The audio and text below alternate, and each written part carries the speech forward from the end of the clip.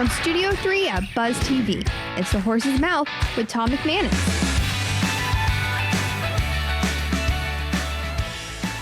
All right, welcome into another edition of The Horse's Mouth. Here at Tommy Mac's, of course, at my bar, where everyone has a chance to sit here and tell their story. Brought to you by our good friends at the Heritage Capital Group and client-focused media. We're going to talk a little civil engineering, soft-serve ice cream, the mortgage industry, and my good old friend Brian Sexton is here to join us. Let's welcome in the panel. Jim Robinson is here from BGE Incorporated. Jim, how are you, my friend? Doing great today. So civil engineering, you're the smart one out of the group, I see. How long you been in the engineering game, Jim? Yeah, this is my 50th year. 50th year. Yeah. Wow. Did you know early in your life that you were wanting to get into engineering, or were you good at math, or how did you come about this? Yeah, it was the same old good at math and science thing. Okay. I actually thought I wanted to be a chemical engineer, but my first semester chemistry course straightened me out and sent me right to civil That was the engineering. equalizer. Yeah. Nice. What's your favorite kind of project to work on? What do you like working on? Well, really, the tougher the better. You know, we're kind of problem-solving oriented. Okay. And there are usually plenty of problems on a project getting developed these days. And right now we're doing quite a number of industrial projects. Projects that are in support of the port for warehousing and distribution and so forth. Which is huge.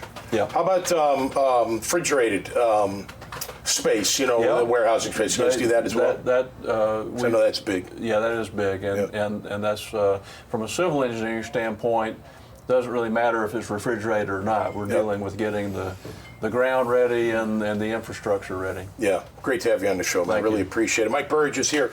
MC Venue Services, you're serving dreams and ice cream, huh? Something like that? We are making people happy in stadiums around the country. That is great, man. 2014, we got our first opportunity at Citi Field where the Mets play. Okay. And we've grown to 24 venues now across the country, 5 NHL teams, 5 MLB teams, and onward we go. Is there anything in the recipe, or what do we talk about? How do you get so successful? So it is a proprietary mix that we use. It is, okay. Since 1956, Mr. Softy was mobile vending trucks in the streets of the neighborhood. Okay, yes. So my business partner, his family owns the distribution rights in New York.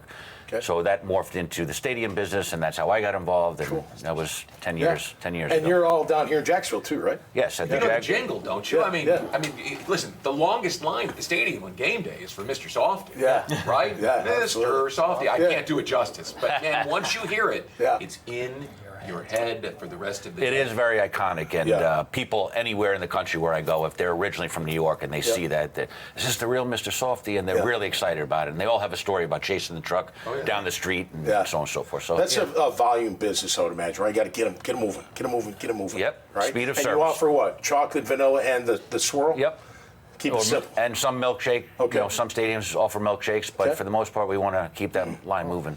Well, listen, I gave up desserts for Lent, but Lent's just about over. So I could use some soft serve ice cream. Tom Reber, how are you? Wonderful. And my friend Brian Sexton. How are you? What's up, man? How are you? Lots. You like ice cream. I know you like wine, but you like ice cream No, I do too. Yeah. I think what's interesting, though, the conversation about this is you created a different way to do business with NFL teams than they were used to.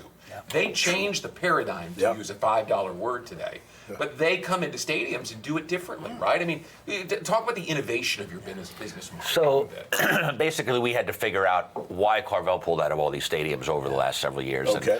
And, asking for some key ingredients as far as what the previous sales were, what the sponsorship deals were like.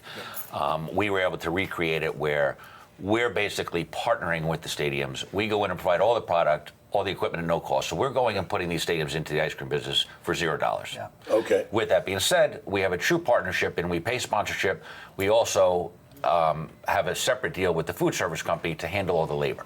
So we don't do any labor. We just provide everything and show them how our expectations of what we're looking for, and we get 50% of the gross sales. So how do you duplicate the service over 24 stadiums? How do you make sure it's management, great management? What are we talking? Well, everybody has a vested interest. So, like I said, I have a sponsorship deal with the controlling interest of the venue. I have a deal with the food service company. Everyone's got skin in the game. So everybody has skin in the game to sell as much product to maximize Of course, I like that. labor is an issue today, but you do the best you can. Yeah. We talked with Jim about solving problems. Yeah. Oh, yeah. He solved a problem that was there as these businesses grow, these sports businesses grow. Yep. It can become cost prohibitive for a smaller guy to get in unless they reinvent the model. Yep. And that's what Mr. Softy did. Yeah. Well, the key also is for us is that nobody wants to spend the amount of money on the equipment that we spend. Yep. We provide the best model on the Taylor machine in the market right now, Cool. so that it's high volume. It doesn't run out of ice cream. Yep. So that's where our success is, Yep. because I just signed the Yankees and we just put $300,000 worth of equipment in there Nice. in the last 2 weeks. Nice. So of course the ROI is 3 years. I sign a minimum 5-year contract and we go from there. But it also eliminates the team and/or the food service company to have to lay out that kind of money. Right. That's great. That's great. Jim, how about sports arenas? Have you ever worked on any of that from an engineering standpoint?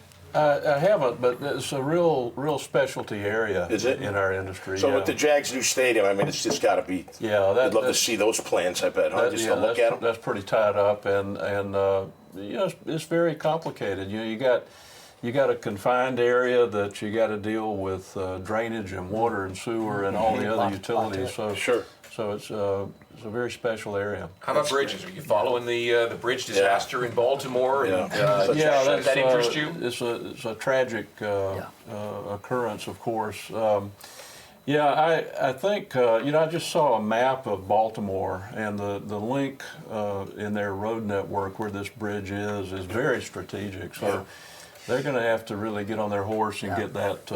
That back up. Get it back opened up. Right? Not only for the access to the port for cargo ships to get under it in and out, but the road traffic on top. And you said new construction has some kind of barrier, right, before you would actually hit the bridge. I mean, that construction was in the 1970s. A newspaper article the last couple of days here about showing for the Dames Point Bridge. They've got what are referred to as dolphins, which are big concrete structures in advance of the bridge from both directions.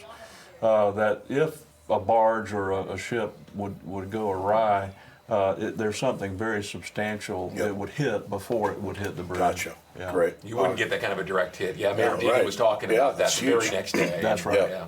That's big. Well, that gives us comfort here in Jacksonville. Thanks, everybody, for being here. Really appreciate it. Best of luck, guys.